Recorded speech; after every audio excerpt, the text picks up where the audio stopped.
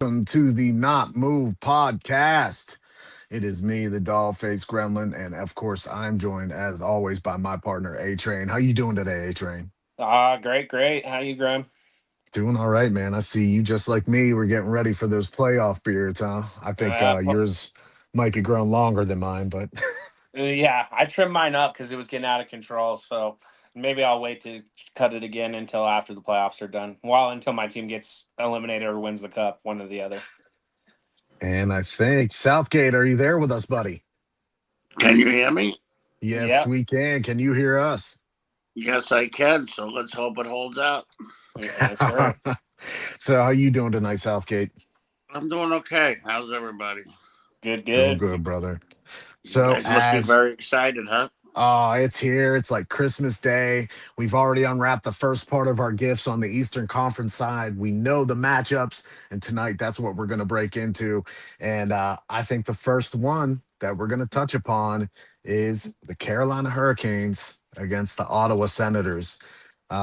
These two teams, believe it or not, have not met in the playoffs before. This is going to be the first opportunity we get to really watch this happen and go down. Yep. And what I pulled was Carolina in the regular season has won the series 2-1.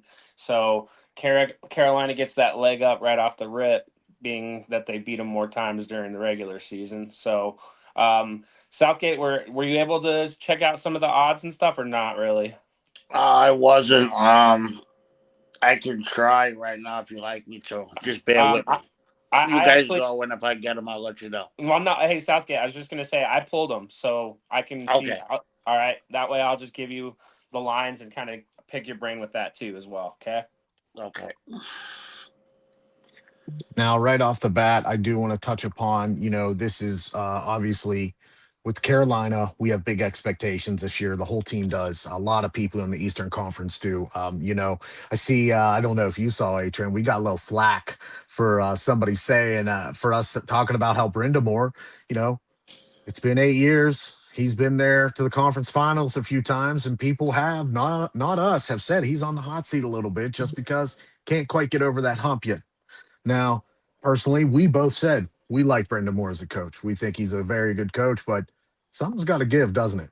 Yep, and as we know, heading into this, 7-game series, the playoff experience favors Carolina. 8 consecutive playoff appearances, like you said. So, if you're going to give an experience edge to someone, it's definitely going to be the Carolina Hurricanes. Yeah, and the thing about Carolina too, since Brendan Moore's at the helm, that's three conference finals.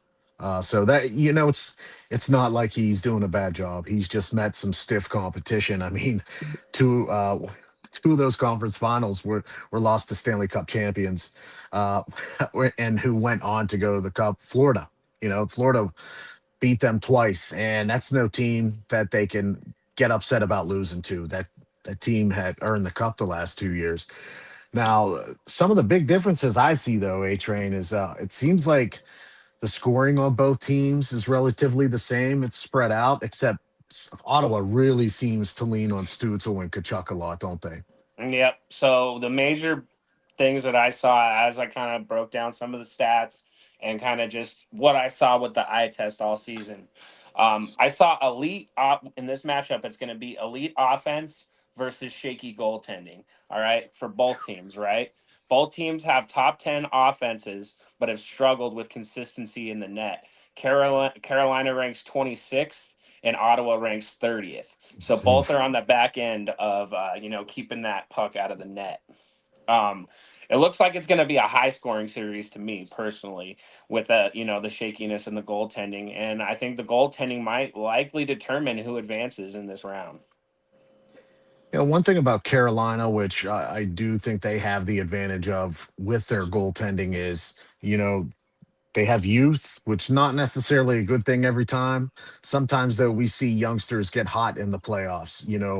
Bussy has been very good for them all year, but also they have someone they can lead on in Frederick Anderson if they need some veteran goaltending to come up. And I did just see Kotkatov. I'm not saying that right. Koshikov Yeah. is back in the lineup for them as well. It looks like he was starting to return. So not only they're three deep. Goshkov's not nothing to sleep at either. He was actually taking over that job before he got injured, and Bussy come up and just took it over. So you're right. The goaltending situation, though, those guys aren't there yet. In comparison to Ottawa, I do not like Ottawa's goaltending. Right. The other thing I kind of broke down stat wise, Graham, was special teams, right? Power play, Oh, right? Carolina ranked fifth in the power play. Ottawa, 29th ranked in power play kill. That's going to give the edge to obviously Carolina, right? Although on the flip side, Ottawa's power play unit is eighth in the league. So when they do get the chance, with the extra man, Ottawa does take advantage as well with the special teams side. yeah, and that one thing that does help Carolina in that aspect, very good penalty kill this year. Top 10. Last I saw, they were seventh, might have moved up, might have moved down, but they've been top 10 pretty much all year. So that's one thing where Carolina can hopefully take advantage. They do have a tremendous uh, power play and penalty kill, but specifically the penalty kill. Now, I noticed too, if you're looking at both these teams, there is a significant differential from what I'm looking here for in the goals for. Hurricanes, they led the Eastern Conference out of the playoff teams that have made it with the most goals for thus Right. far. They still have, well, their games are over. So they finished with 291 goals for and only let up from the opposition 236, which is right middle of the pack. Carolina's very good at controlling the puck, too, Right. especially with their fast defensemen. They've got some quick defensemen. Yep. And Southgate, you guys, you always put in your parlays. You always talk about the big names because we're gonna break down a little bit further and break down individual players. You got your Sebastian Aho, you got your guy, right? And Mm-hmm. you got Seth Jarvis, who's also great for the Canes. And then on the flip side, you got Stutzel, your guy, Tim Stutzel, right? And I love Brady, Stutzel. yeah, and Brady Kachuk. So it's going to be a fun one to watch. Southgate, those are two, some of those guys that I know you like to put on your slips for anytime goal scorers. I was just wondering, Graham, do you see any bad matchups for either team? Well, the matchups that A Train brought up about Ottawa's power play, I think it's a bad matchup against Carolina's penalty kill. I think Carolina's penalty kill is better than Ottawa's power play. Now, having said that, I like that. I like Ottawa's center depth.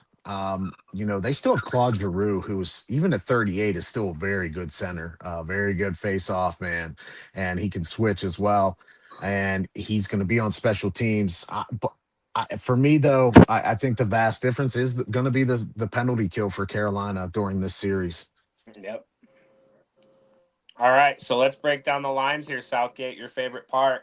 Carolina Hurricanes are obviously going to be favored in this series. They're a minus 190, and Ottawa is sitting at a plus 155. So that means the Carolina Hurricanes are projected to win this series 65.5% compared to 39.2% Southgate. So your Carolina team is favored to win this series. Now, what Um, seed did Carolina finish? Carolina finished number one. mhm. Yeah, Okay, Carolina's the so it's number one a one overall versus seed. three. Period. Okay, Yeah, they yeah, finished. I figured Carolina that. finished with 113 points, I believe. Yeah, 113 points. So, and Ottawa did what they did last year. They had a nice late season surge. Yep. Travis Green has been doing this 2 years in a row with this specific team. The head coach, this is going to be his third time in the playoffs, and now second year in a row with Ottawa. He's no slouch, and he did lose in the conference finals with Vancouver to Vegas in 2019-20. So he has more. He does have experience to kind of almost match Brindamore, right? Brindamore is much, much more vastly experienced. We can say that. But I'm not gonna count Ottawa completely out. I think it's gonna be A Train. I'm thinking it's gonna be like a 6 game series, but in Carolina's favor. Ah, you read my mind. That's exactly what I said. I think Carolina edges them out in six. That's exactly what I had too. What do you think, Southgate? Well, I'll go Carolina in five. Okay. Carolina in five. Carolina in five is probably a good call too. Depend. I think it's it's a shame that the Senators are getting this matchup right off the bat. They are a good young team still. This might just be 2 years in a row enough to feed them and get them to where they need to be. Um, in this series, though, I like Shabbat for the Senators in this series. I think hopefully he can step it up and be that back end that they're going to need. And also, I'm thinking we're going to see another step up from Kachuk again. So far, that's what we see when it comes to one of the Kachucks and any side of the ice. They're going to step it up. I'm looking though Southgate at your boy Aho to lead the way in scoring. Yeah, I mean, I'd like to see it. It seemed like he cooled off a little bit towards the end of the season, though, didn't he? I wouldn't say cooled off so much as I think they were probably just not putting so much focus on having him play as many meaningful minutes the last couple games. Just like another couple teams we're going to talk about who benched a lot of guys coming up in preparation for this first round.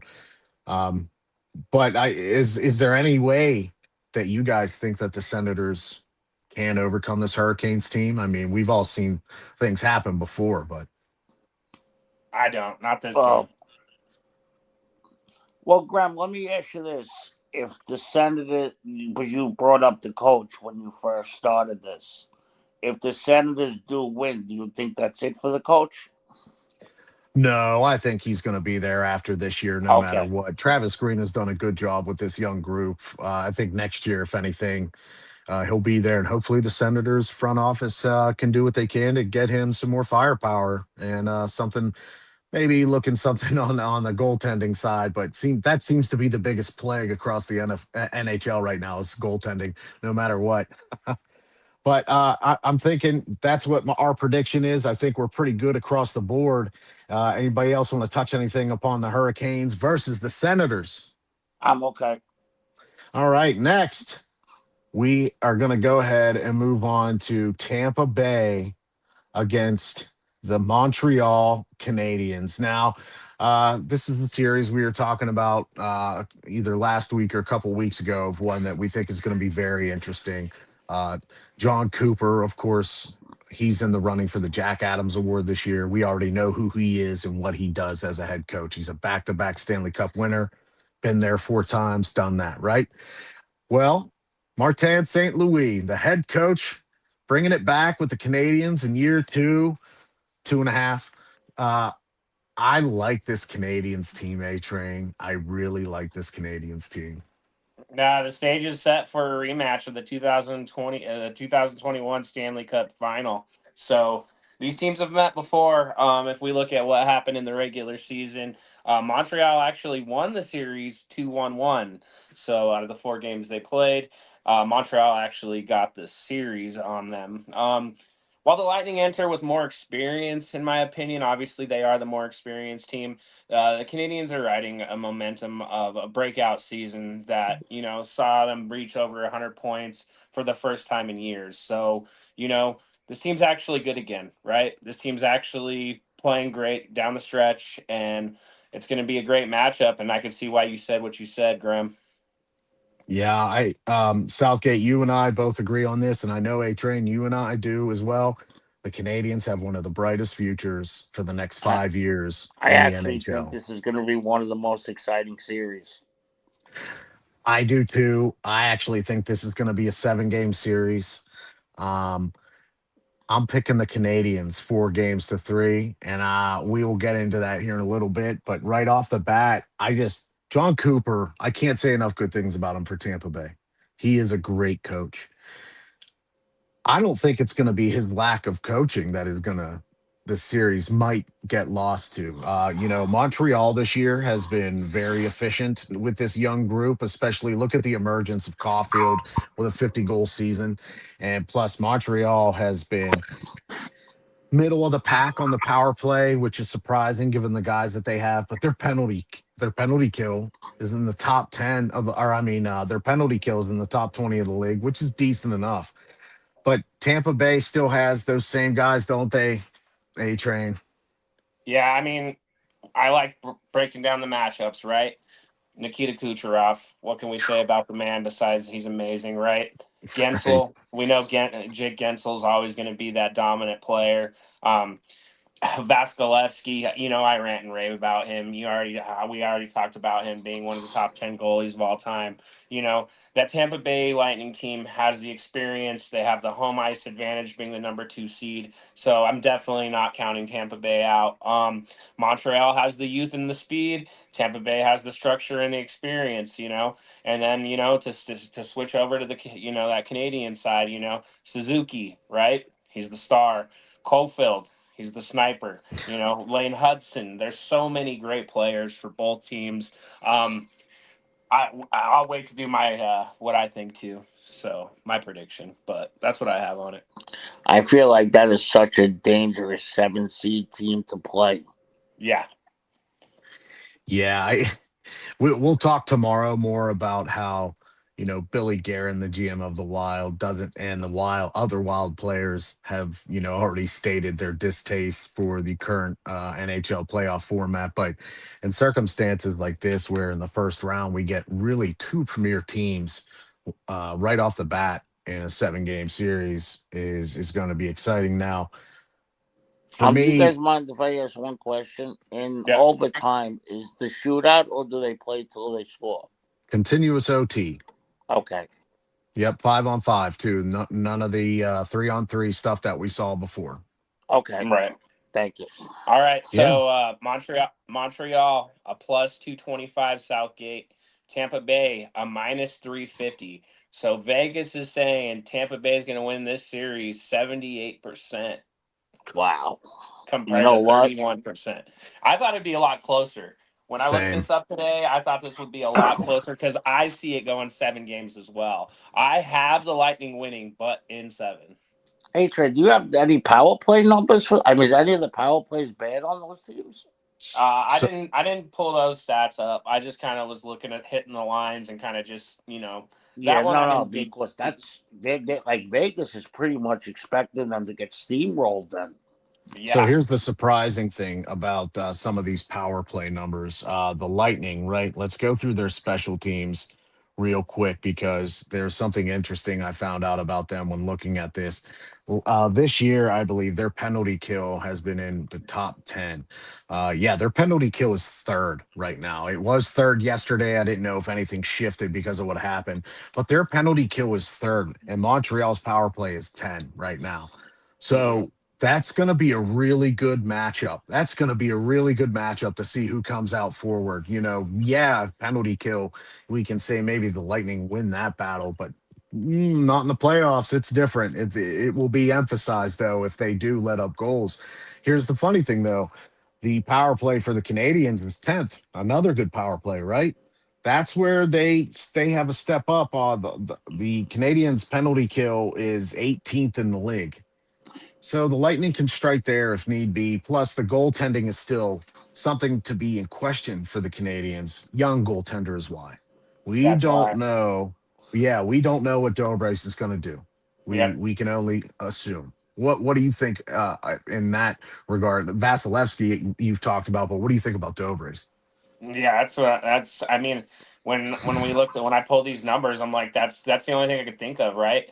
We look at the star power on both sides, and the big difference I saw looking at both teams was outside of the experience is going to be the goaltender, Vasilevsky. Is he that much better of a goaltender? Obviously, Vegas thinks so. Yeah, and is Hedman going to play? Yep. I I don't know that with the Lightning just yet. I mean, I don't even want to ask because who knows. I don't want to speculate on what's going on with his time stepping away right now. But that's where I think we can see a possible uptick in the Canadian side. People, I think the Canadians defenders are fast. They can handle the puck well too, sneakily. Yeah, Radish is over there and Hedman's there, but uh, Matheson's no joke. People forget Matheson can handle and skate the puck with some of the best of them. But Lane Hudson, rookie Lane Hudson, young. I'm excited to see what he does in the playoffs because Yep. that young man handling the puck and skating the way he did this year as a rookie. And you see his brother, one of his brothers doing it for the Capitals too, came up. I'm worried for the Lightning on that end, A Train. Shit. Well, since we're talking about this Southgate, if that line's looking kind of juicy if we take Montreal. Now what we're talking You know about. what? I would feel very comfortable taking Montreal. I really would. I mean, I really like them as a team. I didn't think the line would be that big. They are definitely worth a shot. Yep. Yeah, I don't see why not. Like it just even a little bit of cheddar. Nothing, if you don't feel comfortable, just throw a little bit out there because from what A Train just popped off, I, this is one of the series that I am up in the air on, but I'm going to go ahead and throw it out there. I think the Canadians can win in 7. How do you feel, Southgate? I like the Canadians in 6 in an upset. Wow. Wow, I like that call right there. Mm-hmm. Yep. We might have to put this in tonight, Southgate. I have no problem with it. We might all be together on the group chat after this one. Yep. But guys, we're gonna break into our next series here real quick, but we're gonna take a break. But first, we got some stuff to tout.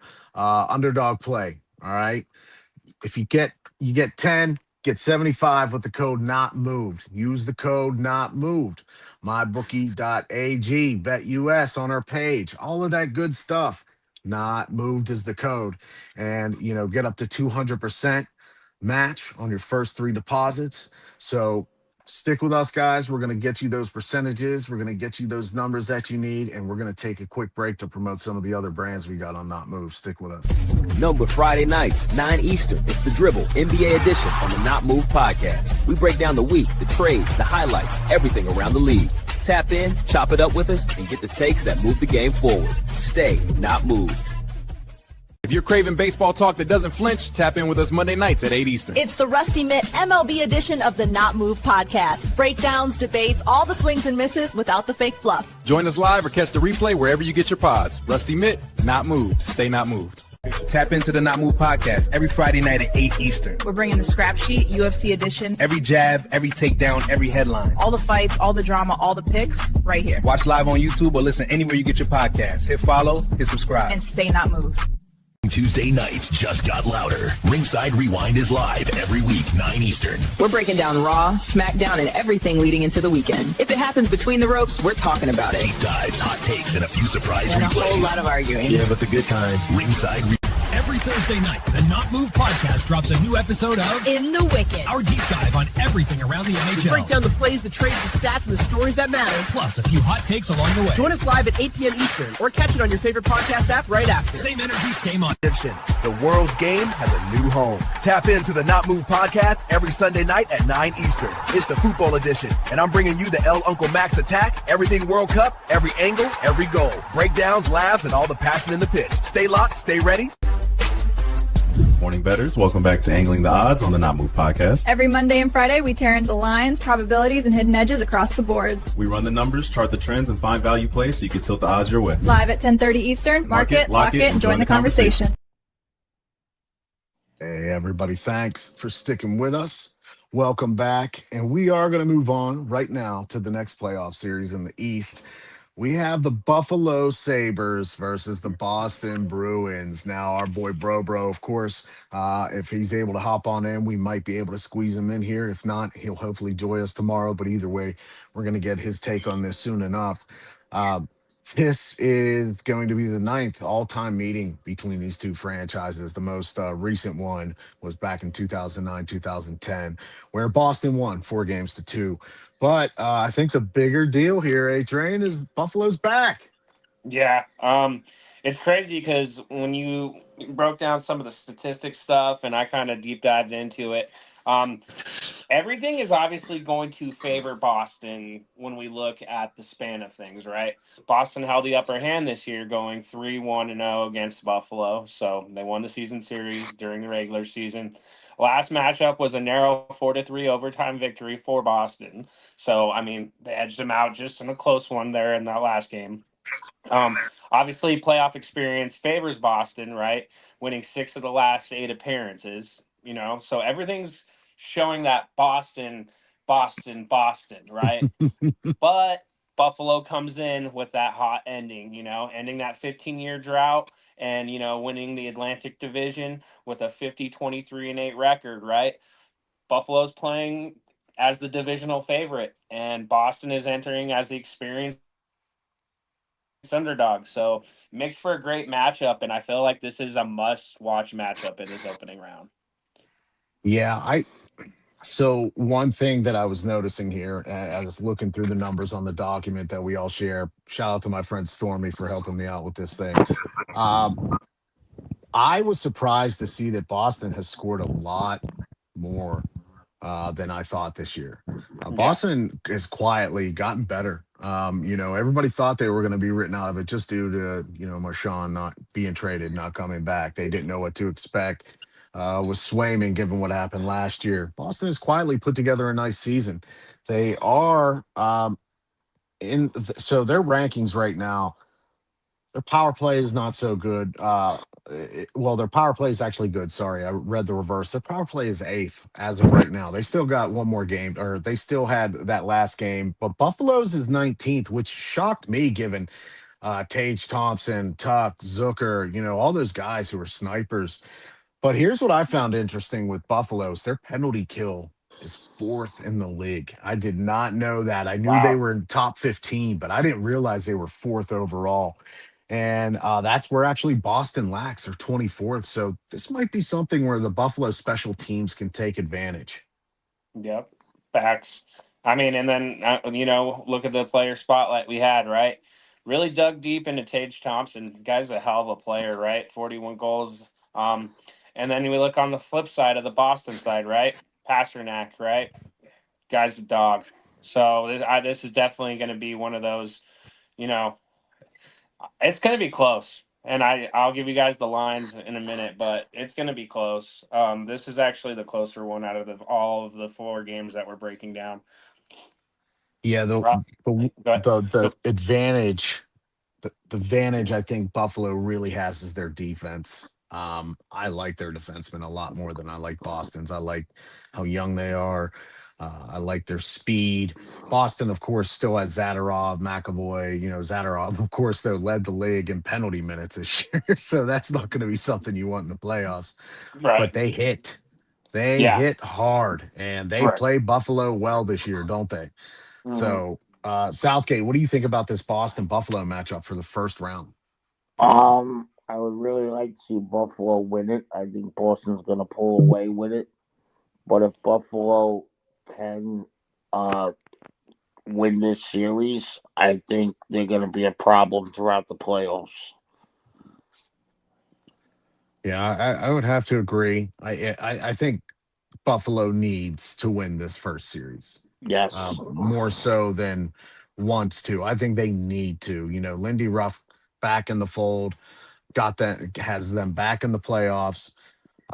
But Marco Sturm. Marco Sturm, former player, now the head coach of Boston. He's done a great job with his team. He has something to prove also. And people forget Charlie McAvoy can perform in the playoffs. I think sneakily that's the player to be watching for this series is McAvoy and how well he defends and plays. All right, let me break down these lines real quick. All right. Buffalo is favored. They're a minus 180. Boston is a plus 150. So that means Vegas it's got a 64.3% win percentage for the Sabres in this series. The Bruins sitting at 40. So this is a pretty close one, is what Vegas is saying. They think it's going 7. Yeah, they think it's going 7. And you said Boston took the regular season matchup, right? Yep. Oh yeah, they did. They Boston did a great job against Buffalo this year. They actually pretty handily beat them in those games. It might not look like it on some of the score sheets, but the play wise, if you were watching, they were doing their defense was out. I was surprised, out muscling. They were out muscling Buffalo, and to see a guy like Tage Thompson that big get pushed off by some of those defensemen, I didn't like that. Yeah, so I mean, if we want to take another dog here, Southgate for Southgate's parlays, Boston's not a bad play here. Ooh. Now, one thing that I was looking at that I do not like, and I was checking out these stats here, is uh, Buffalo has a tendency. Let me see. Boston has a tendency to let shorthanded goals up against themselves. Okay. They're one of those top teams who they were one of the leaders in the Eastern Conference with shorthanded goals let up with 9 total. And guess who had 10 during the season? Buffalo. So Buffalo can score on the shorthanded as well. That's something I want to take a look at. And I think Buffalo's weaker goaltending wise. I know Swayman, we can't really say is that much better for right now in the playoffs, but I'm not convinced that Luukkonen or even Alex Lyon right now. That's just 2 question marks in my head. Right. Yeah.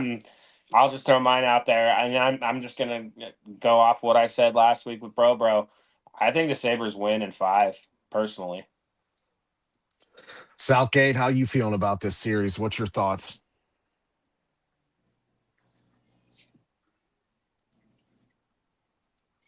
Well, Southie must be having a little bit of problems like he did before, but I think I'm going to go Sabres in 6 games. I don't think Boston will go that quietly.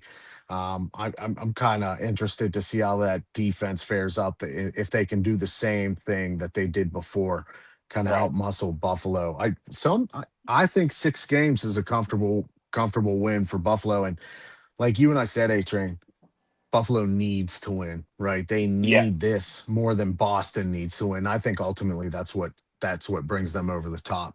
Yep, do it for the city. You saw how pumped Bro was, and it's been a while that he could be this excited about his team again. So, really pushing for Bro and the Sabres, but Vegas is thinking it's going to be a lot closer. This tells me Vegas thinks that Buffalo's probably going to win it in 7, from what I take from this. Yeah, and I just want to say this. Here's something that I was looking up too. Buffalo is 5th for goals per game, right? Okay. Goals for per game, 5th in the league. So that's great. And goals against, though, per game, they are 11th. Okay. So not only do they score, they sure do let up some goals too. So these are some interesting things to look at, especially given how Boston beat them. But you and I are on the same page. I think it's Yeah. Buffalo all the way. We're rooting for Buffalo, bro. Don't worry, man. We've got Buffalo, but we're getting behind them too. So, Yeah. Southgate, if you're with us, let us know, buddy. So that way we can get your take on what you think Buffalo is going to do against Boston. Um, but until then, we're going to go ahead and continue. Southgate, you just come on back up whenever you get a chance. Now comes my favorite team, of course, against our in-state rivals, Pittsburgh Penguins against the Philadelphia Flyers. Uh, the Flyers have the Penguins number all time right now with, they've had 21 playoff wins against the 20 losses to the Pens. Crosby era, of course, the Pens have lost 1 series to the Flyers. They're 3-1. Dan Muse, first year head coach, really impressive to see him bring this team. Rick Tocchet, also impressive head coach for the Flyers. Really impressed to see what he's done. Go ahead, A Train. I'll let you go ahead first. All right, the Battle of Pennsylvania. Here we go, right? Huh? So this is a great matchup, right? It Yeah. gets me excited, and it's not even my team or my rival, right? High scoring, physical play, and a genuine hate and animosity towards each other. This is what you get when you get the Penguins and the Flyers. So a long time rivalry is being renewed, and it's exciting to watch just as a hockey fan. I'm a Western side, and I'm excited to see this East Coast matchup, So Flyers, like you said, are currently, they have a slight edge in the total series wins, but your Pens have won 3 of the last 4 encounters. So you have gotten the best of them recently. But at the same time, you guys go back and forth, right? Mhm. Flyers lead 21-20 in individual games, right? So you guys are right neck and neck. For some reason, that's your thorn in your side, just like Dallas is always with mine, 8th postseason meeting, Flyers lead that 4-3. So I thought your Pens would be up a little bit more in some of this stuff, but I mean, at the same time, Crosby has been the Flyers killer. So I mean, at the same time, it's the old guard versus the new bloods, in my opinion, in this matchup. So, of course, Sidney Crosby, he is the owner of the Flyers. Ever since he's had that the deed to that whole team and city since 2005. He does what he does best when he sees that orange and black. He plays well. He plays at the peak of his powers, and obviously that's probably because of the chops he faced earlier. Philly was no joke when he first came to the league. They were, still Yeah. holding that every bit of Broad Street bullies. So, uh, I what I like about the Flyers, I want to talk about them first because I do like this team. I like Rick Tocchet a lot. You've heard me talk about him before. I appreciate him as a coach. I think what he's done with this group by keeping them together the way he did, he's clearly improved Trevor Zegras, who, in my opinion, has never played as well as he's played this year with the Flyers. Shootouts outside of the equation, we all know how great of a shootout guy. He's the best, statistically, the best shootout skater in NHL history. Right. But what he's done with the Flyers this year, I'm really impressed with. I like that he's picking up for his slack a little bit more on the defensive end. Plus, he's got good guys to play with, like Tippett. Now that they brought up Porter Martone, who is going to be the future of that organization. Porter Martone, good young prospect. He's probably going to be a 35, possibly 40 goal scorer for them consistently. This is an exciting time for the Flyers, just like it is for the Pens, where the Pens have an older guard, just like you said. Crosby, Malkin, Carlson, Rust, even Anthony Mantha is up there in age. Uh, these are guys, though, they haven't been in the playoffs in 3 years. They're hungry, especially Eric Carlson. That trade is looking like we need it to pay off now, right? But one of the numbers that I like for the Pens is their power play percentage and their penalty kill, both top 10 in the league, have been top 10 in the league since the second week of the season. Um, that's something that has impressed me even more. And hey, Philly, there's no shootouts in the playoffs. Just wanted you to know. So you're not going to get lucky going into overtime and hoping that it makes it past that 5 minute point to get to the shootout. So what do you think, A Train, besides what are the odds for this series right now? All right, so the odds right now are Pittsburgh is favored. They're a minus 175. The Flyers are a plus 145. So it's a little closer than I thought I would be there too. I thought you guys would have more of an edge there. So they're projecting you guys win the series 63.6% of the time compared to 40.8% of the time. So I kind of did just a little bit digger deep dive just on the rosters and stuff, and the names that stick out. It's going to be a Sidney Crosby and a Malkin, a Letang. There's so many big names on your side, but when I break down the Flyers lines, right, they are deep and they have a younger squad that relies on balanced scoring across the lines, right? So they have like depth in the lines, and you guys rely a lot on superstar lines, and they're just all over the board when I look at the big names on their side. I am going to give you guys the edge here. I think that this is going to be a close one, but I'm going to give you guys the edge, and I think you guys win this in 6 games. I think it's going to be close too. I think it'll be 6 games also. I think where the Pens might have an advantage is I think the Flyers defense is really weak. In comparison to the Penguins' defense. So that's where, in my opinion, I think the Penguins can excel. Now, the Flyers, what they do have, like you said, they have youth, which is great for them. They have depth still. But like I said, I like Rick Tocchet. I am unsure how Dan Muse will fare in his first series as the head coach. But what I can count on is that Sidney Crosby is ready, as some of the players have already been quoted in the locker room. This is what he's been wanting. He's been wanting to get back to this, licking his chops. And I'm interested to see how Chinnikov does. Since I really want to touch on what Bonus said at the end of this to end the season with the Blue Jackets, because that was some of the funniest stuff from a head coach, and we'll talk about it after. But Chinnikov has come over after that trade, and he has just been a beacon of positivity for energy.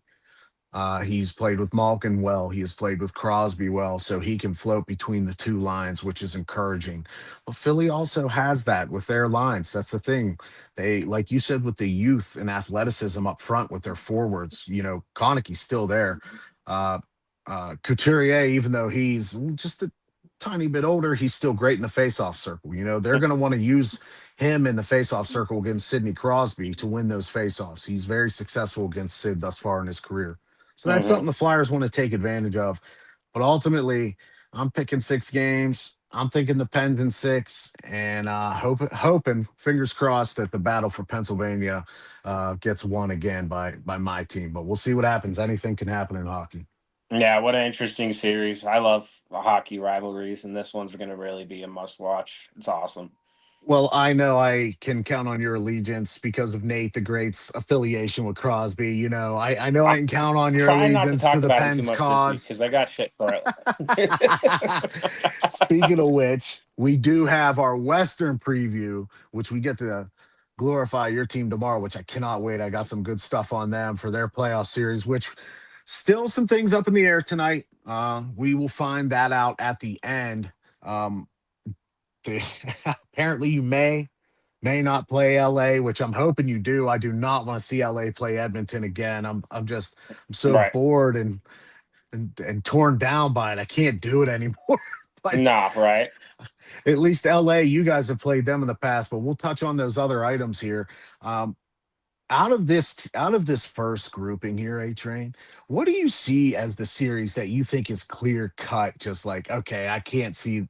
This is the one that's going to end the quickest. For the Eastern? Yeah, for the Eastern ones. God, man, because I think that Lightning one's going to be close. I feel like that Sabres one's going to be close. Yeah, I think it's for sure, in my opinion. I think the Carolina Hurricanes is probably going to be the ones that could go the shortest amount of games, in my opinion. I was thinking that too. I think Carolina just, I don't know what it is about this team compared to the Senators this year. It's not like the Senators are a bad team. It's just they have the unfortunate matchup of facing the Hurricanes, who are disciplined under Brindamore, and they're fast. They're so fast. They get to those open spaces so quick. And I think the series that's going to go longest, you said it, Tampa Bay, Montreal. That I don't know. I think that series is 7 games, just as it is. It's got to be. Right, exactly. I mean, I can't wait to see, what if the lines move and what happens from here. I'm just like shocked that they are just counting out that Montreal team. It's crazy that Vegas thinks that.